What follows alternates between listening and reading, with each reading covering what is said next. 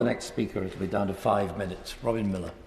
Thank you, Mr Deputy Speaker. Can I add to the many thanks that have been offered already to the honourable members for Pudsey and also Chatham and Aylesworth for the considerable work that's gone into this. Many others have been mentioned quite rightly, but time doesn't allow me to say anything more.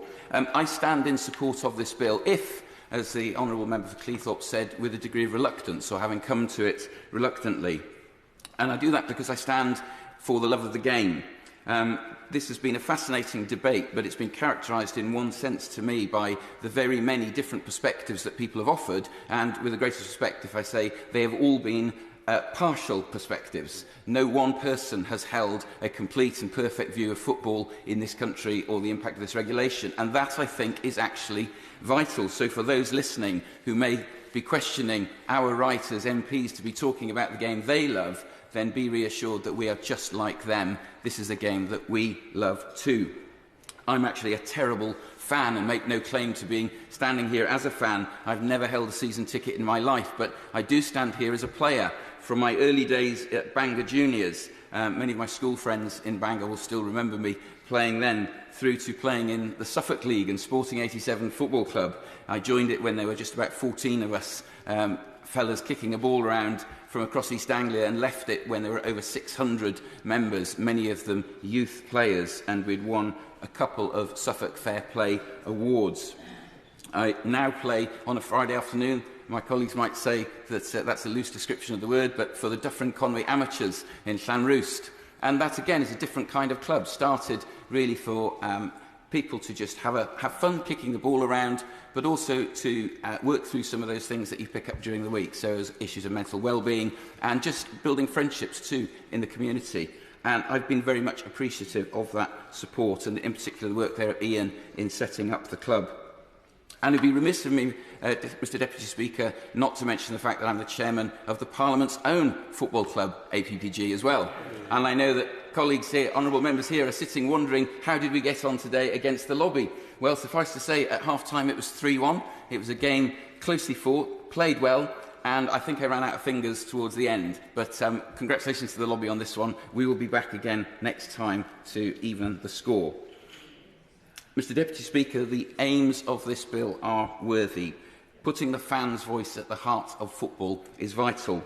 And I'll read, if you will allow, Mr Deputy Speaker, the words of the Supporters Association of Bangor City, where I grew up.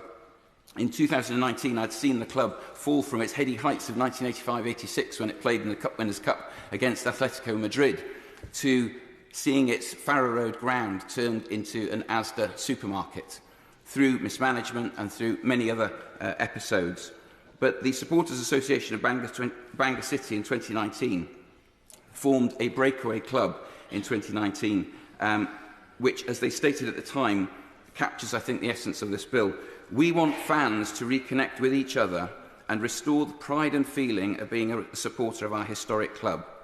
The new club is a creative and positive solution for an ever-changing and precarious situation. We are not disowning Bangor City Football Club or its history. The club is ours. It belongs to the fans and local community. Owners will come and go, but the people remain. Keep the faith.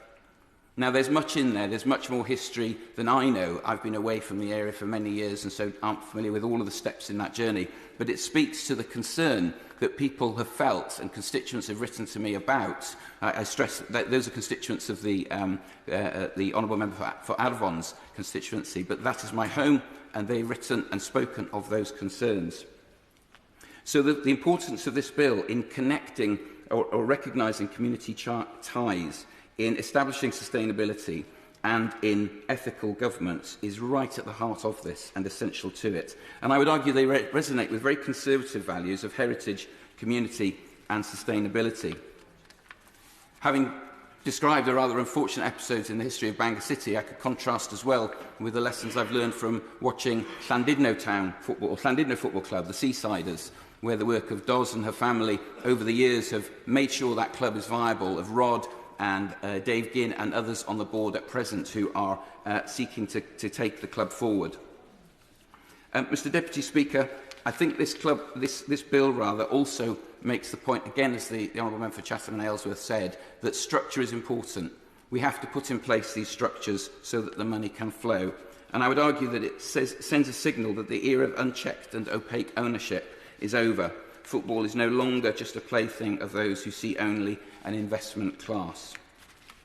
I think it's important that the backstop is in place, and it's essential that the potential to fine clubs is retained within this, that the regulator has some teeth. But I would ask the question about the scalability and applicability that is mentioned in the bill. I do see the other side, and I felt a chill when I heard those speak with an ambition to interfere with matters of football and apply preferred political agendas, or even create a game in which everybody wins a prize. That is not the sport I know or love. So I urge the Minister to give time in the later stages then to clarify some of these points that have been made, and to make sure that this is a game that, while the bill will deal with bad actors and bad management, it will not be one that removes the elements of bad luck.